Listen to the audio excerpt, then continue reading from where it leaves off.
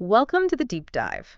Today, we're embarking on a really fascinating journey into how our minds actually construct the reality we perceive. Yeah, quite a trip. Our mission to unpack structuralism. It's this powerful idea suggesting that, human culture, language, even our basic thoughts are shaped by a kind of built-in mental code. Almost like software that comes pre-installed in our brains. Exactly. So get ready for some serious aha moments.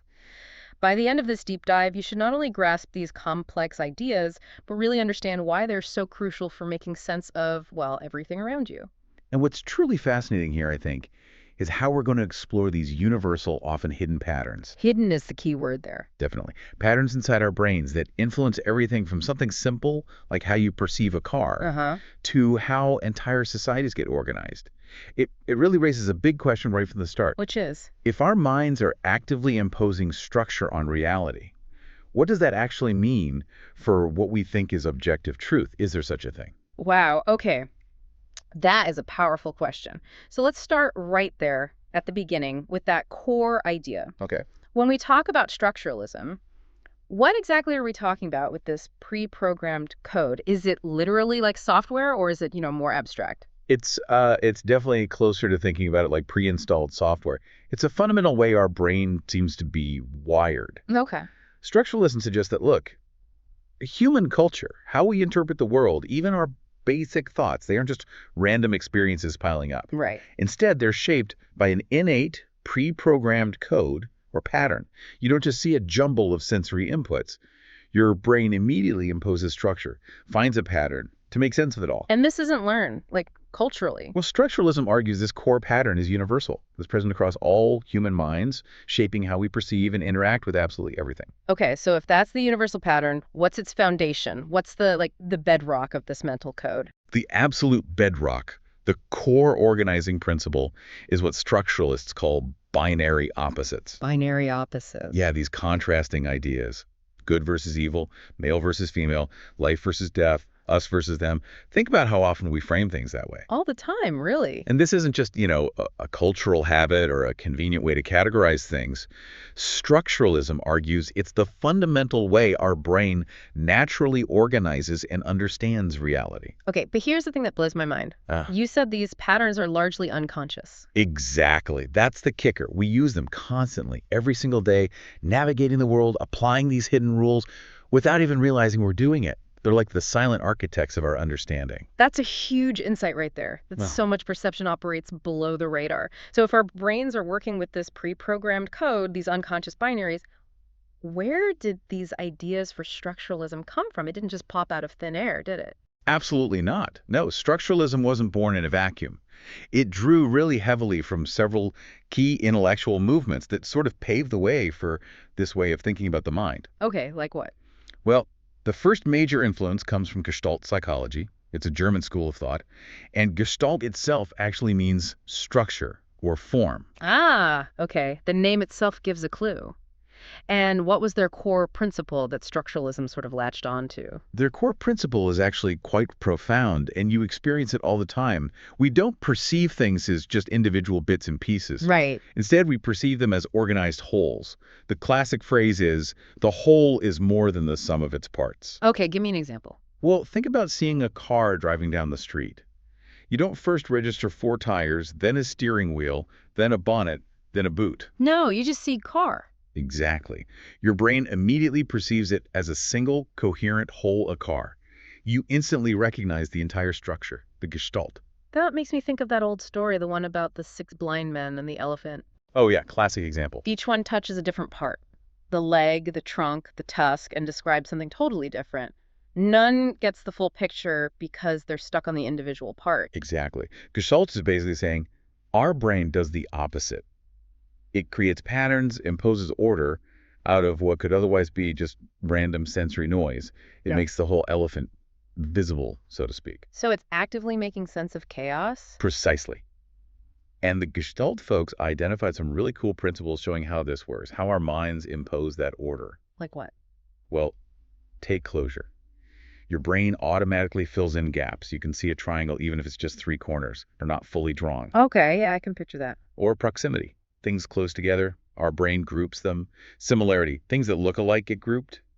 Continuity, we perceive smooth flow even if something's broken, which is why, magic tricks often work so well. Ah, interesting. And then there's simplicity, sometimes called pragnance. Basically, our brain prefers the simplest, most stable explanation. Think of the Olympic rings. They seem simple, right? Even though they overlap in a complex way, your brain just sees 5 circles. So when my brain does that, when it fills in the gaps or groups things, what's the big takeaway? Are we constructing reality more than we think? It's profoundly active. The huge takeaway from Gestalt is that what we see isn't just objective reality out there. Right. It's our brain's active interpretation, a filtering, a structuring, through these inherent patterns in here. This subjective construction is absolutely crucial for structuralism. Which I guess leads us nicely to the second big influence you mentioned, phenomenology. That's the study of subjective experience, right? Exactly. How did their ideas differ from, say, the positivists who came before? Why was that important here? Well, unlike positivists, who were really searching for universal objective laws like laws of physics, but for society. Kind of like trying to find a formula for culture. Sort of, yeah. Phenomenologists argued something totally different. They said, look, everything we experience is subjective. Reality isn't some fixed thing out there. It depends entirely on your personal perception, your lived experience. It's like two people can look at the same glass of water or hear the same piece of music and have completely different feelings or memories pop up. Their internal reality is unique. Exactly. Your history, your mood, your associations, it all shapes your experience of that thing. Yeah. And if culture is fundamentally built on these shared yet subjective experiences, then you can't have universal objective laws governing it like physics. Precisely. This leads directly to cultural relativism. The idea you have to understand a culture on its own terms, within its own context. What's real or true here might not be over there. Structuralism tries to kind of bridge this. It looks for the universal mental structures, the shared operating system, that might underlie all these diverse subjective experiences. That makes a lot of sense. Okay, so we've got perceiving wholes, subjective experience. What about language? That feels fundamental. This brings us to the third pillar, structural linguistics, and Ferdinand de Saussure. Ah, so sure. Often called the father of structural linguistics. His big idea really revolutionized how we think about communication. What was it? He argued that language isn't just a list of words with separate meanings, like a dictionary. Okay. Instead, words only make sense in relation to each other. He used the analogy of chess pieces. Chess. How does that work? Well, a single chess piece, like a pawn, has no meaning by itself off the board. But put it on the board in relation to the king, the queen, the opponent's pieces. Then it gains its function, its significance. Ah, I see. Its meaning comes from the system. Exactly, the structure of relationships. Same with language. Meaning arises from the structure. And he broke words down into 2 parts, right? The signifier and the signified? Yes, that's key. The signifier is the physical form, the sound, like when I say apple, or the written word APPL. The signified is the mental concept, the image that pops into your head. The idea of the crisp, red fruit, or maybe the tech company. Right. And here's the crucial part, connecting back to phenomenology in a way. Saussure said the link between the signifier, the sound, and the signified, the concept, is completely arbitrary. Arbitrary, meaning no natural connection. None whatsoever. It's purely a social convention, something we learn. If you grew up learning to call a banana an apple, the sound apple would make you think of a banana. There's no inherent appleness in the sound itself. Wow. That really highlights how much is constructed, learned. It does. And this idea gets a further boost from Noam Chomsky later on with his concept of innate grammar. Right, the idea that kids pick up complex grammar without formal lessons. Exactly. Chomsky suggested the basic rules, the deep structure of grammar, might actually be wired in, part of that pre-programmed mental code we talked about. So the big connection here is the deep structure of language seems to mirror the innate structure of the human mind. So by studying language patterns, we get a window into the fundamental thinking patterns of humans. Language reveals how we structure the world. Okay, this is starting to come together. We have the brain's code, the binary opposites, seeing wholes, subjective experience, and language structure. How does all this apply to big things like culture and society? This is where Claude Lévi-Strauss comes in, isn't it? Absolutely. Lévi-Strauss, a truly groundbreaking French anthropologist, essentially took all these ideas and applied them to anthropology. He basically reframed anthropology as a kind of cognitive science. Cognitive science. How so? He wasn't just interested in observing, rituals or kinship charts on the surface. He wanted to understand how the human mind processed and structured those cultural practices in the first place. For him, these cultural patterns were deeply unconscious. We just do them without thinking about the underlying rules. Pretty much, we participate constantly, but we're not usually aware of the deep structural logic driving it all. And his really big, maybe most radical idea was that culture is fundamentally like language. Exactly. He saw them as parallel systems, both built on hidden unconscious rules in the brain. He believed they actually shared the same origin in basic human mental processes for creating meaning and order. Both are, at their core, systems of communication. Communication. How did he break that down? He had this exchange theory, right? Yes, exchange theory. He proposed that communication, the very glue of society, happens at three fundamental levels. Okay, what are they? First, the most obvious, the exchange of words, language, talking. Makes sense. Second, the exchange of goods and services. This is economics, politics, the whole system of distributing resources and power. Right. And third, and this was quite controversial, the exchange of women. This underpins marriage rules and kinship systems. Exchange of women. We should probably unpack that one a bit later. But Right. What's a key insight linking these exchanges? The key insight for Lévi-Strauss is that for any of this exchange to happen, words, goods, or women, you inherently need at least two distinct groups. And those groups are defined But by those fundamental binary opposites we keep coming back to, us versus them. Social structure, he argued, forms precisely through these exchanges between us and them, establishing relationships, alliances, and boundaries. That's a really interesting way to view society's formation. So, did Levi-Strauss identify specific universal rules or properties of the mind driving this? He did. One absolutely crucial one is reciprocity. Reciprocity, Yeah. the expectation of return. Exactly. The fundamental expectation of getting something back for giving something. A gift, for instance, isn't just an object changing hands. It's a social act. It creates a bond, an obligation between the giver and receiver. It builds social relationships, alliances, community. And this leads straight into his work on kinship systems, right? He had a different take than others at the time. A very different take. Earlier anthropologists, the descent theorists, really focused on bloodlines descent from a common ancestor as the main glue holding kin groups together. Oh. But Lévi-Strauss championed what he called alliance theory. He argued that marriage and the systematic exchange of women between different groups it entailed was actually primary in building kinship ties and broader social bonds. Alliance, formed through marriage exchange, was more fundamental than just blood descent. And the engine driving this whole system, the universal rule forcing this exchange, is the incest taboo. Precisely.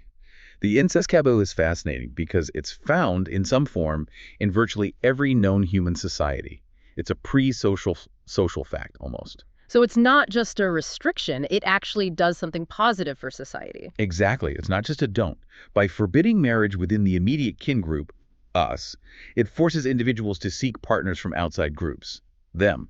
This mandatory outward looking creates alliances, weaves different groups together, and builds the very fabric of society. It prevents groups from becoming totally isolated and promotes wider social integration. It's a positive force for creating society. He even broke kinship down into basic units, atoms of kinship. Yes, he tried to find the elementary structure. He identified 4 basic relationships as the building blocks: brother-sister, husband-wife, father-son, and crucially, the mother's brother-father-sister link. And these relationships interact, don't they? He talked about the onulate relationship. Right, the relationship between ego, the person whose perspective we're taking, and their mother's brother. Lévi-Strauss showed it wasn't isolated. It depended dynamically on other relationships in the system. How so?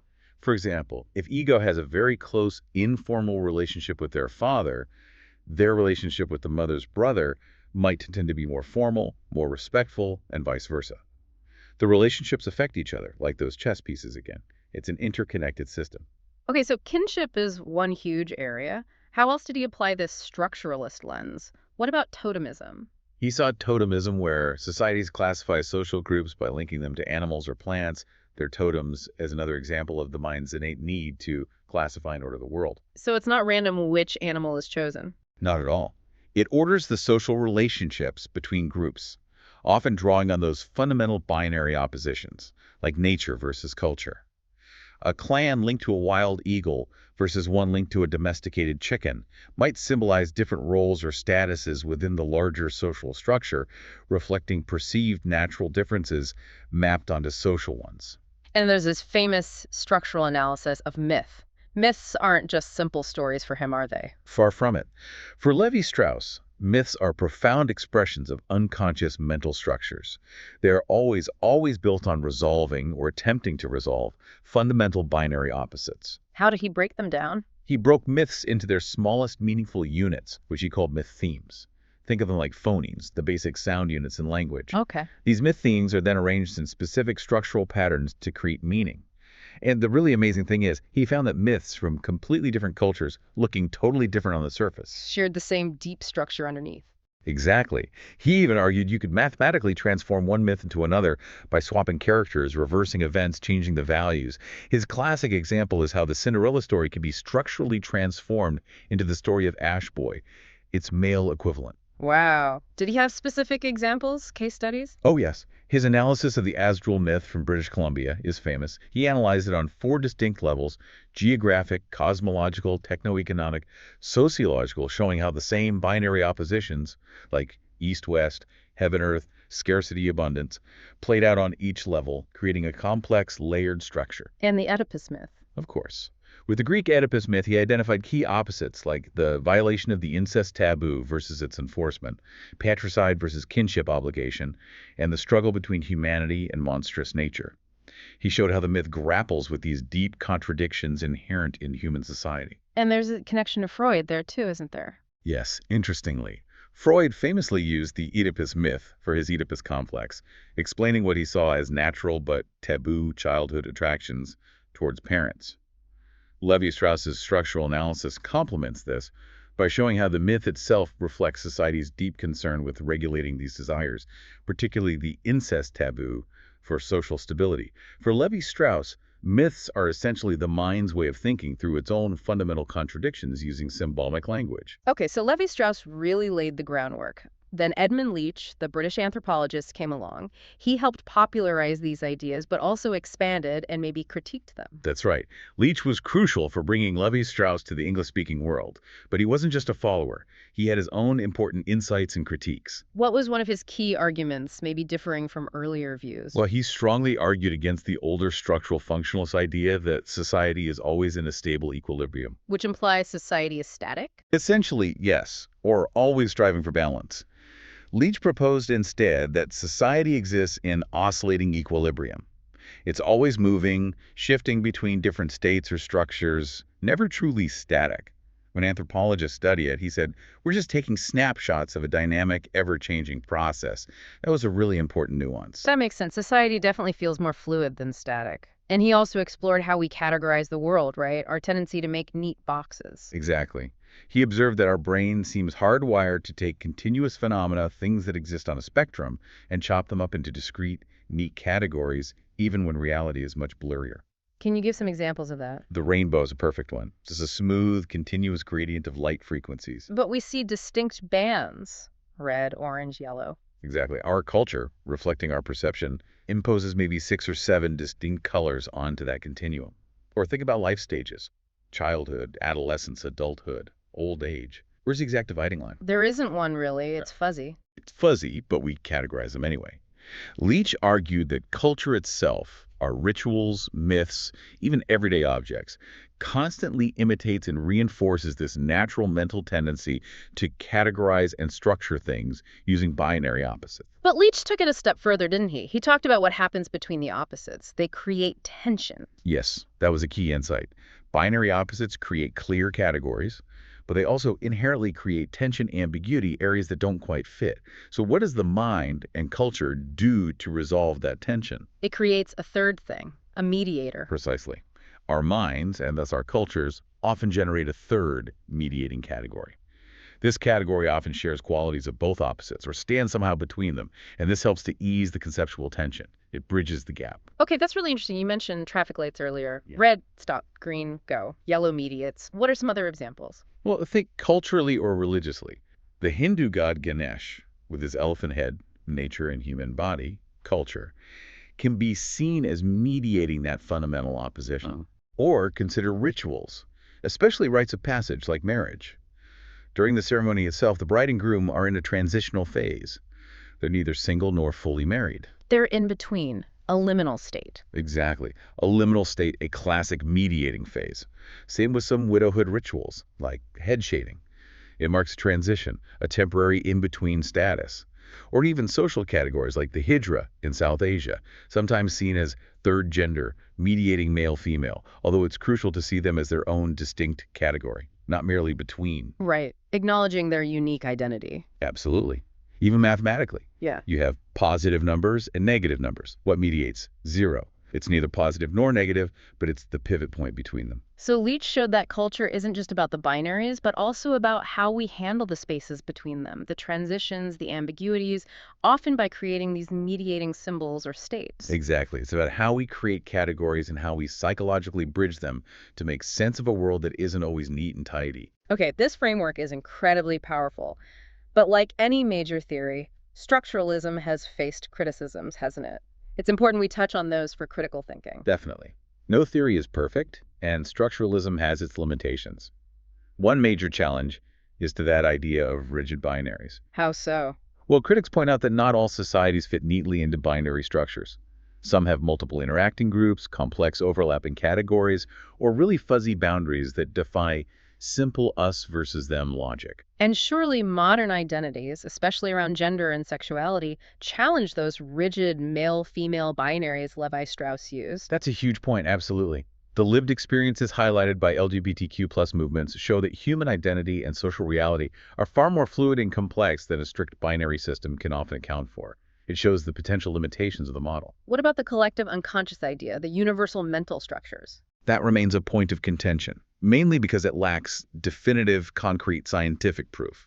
It's a compelling philosophical or anthropological idea, but proving its biological reality is, well, difficult. And there was a specific feminist critique, too, concerning Lévi-Strauss's exchange theory. Yes, a very significant one. Feminist scholars rightly critique the exchange of women element. The argument being it treats women like objects. Exactly. The phrasing and perhaps the underlying concept can be interpreted as commodifying women, reducing them to passive objects exchanged by men or male-dominated groups to cement alliances, rather than recognizing women as active agents in social and political life. Was it maybe a translation issue, or was the concept itself problematic? There's debate. Some argue the nuances of Lévi-Strauss's original French might have been lost. That exchange didn't necessarily mean commodification in his view. However, the critique remains valid and forces us to think critically about how theoretical language can inadvertently reinforce unequal power dynamics. So, acknowledging these important criticisms and nuances, why does structuralism still hold such weight? Why is it seen as such a powerful theory for explaining so much? What's the core takeaway for us, for you listening? I think its enduring power, even with the critiques, is that structuralism points to something really fundamental about how we operate. Your chiz. That what we think, how we perceive, how our cultures take shape, it's all profoundly influenced by deep, often unconscious mental patterns. Primarily those binary oppositions and our brain's inherent, seemingly universal drive to find patterns, create order, make structure out of chaos. It's not just about what we see, but how our minds are seemingly predisposed to see it. Okay, so connecting this to the bigger picture, it means our minds aren't just passive cameras recording reality. Not at all. We're actively constructing reality through these mental frameworks. And this impacts everything from how you personally interpret a news story or a piece of art, right up to the fundamental organization of our societies. Our kinship rules, our economic systems, our language, the very myths and stories we tell ourselves. So it's a really profound shift in thinking. Society doesn't just happen. We're constantly creating it, unconsciously perhaps, through the way our minds are structured. That's the core idea. Wow. Okay, what an incredible deep dive that was. We've really navigated the intricate structures of the mind today, from Gestalt seeing wholes to subjective experiences to kinship atoms and myth structures, and how we even categorize rainbows. It really covers a lot of ground, showing how these hidden codes shape our world. It does, and this brings up a really important question, I think, for you to mull over. If our perception, our culture, our understanding is so deeply influenced by these unconscious mental structure, these binaries, these patterns, how could understanding them actually help us? Could it help us better interpret, maybe even bridge differences in a world that often feels defined by its own really stark, sometimes hostile binaries? That's a great question to leave people with. If you start seeing the underlying structures, maybe you can understand the conflicts differently or see the common ground. Exactly. Think about it. How might recognizing these patterns help you decode your own experiences, maybe understand your own biases, or perhaps understand the underlying logic, the different structuring principles of a culture that seems very different from your own? Keep exploring, keep questioning that structure, and join us next time for another deep dive.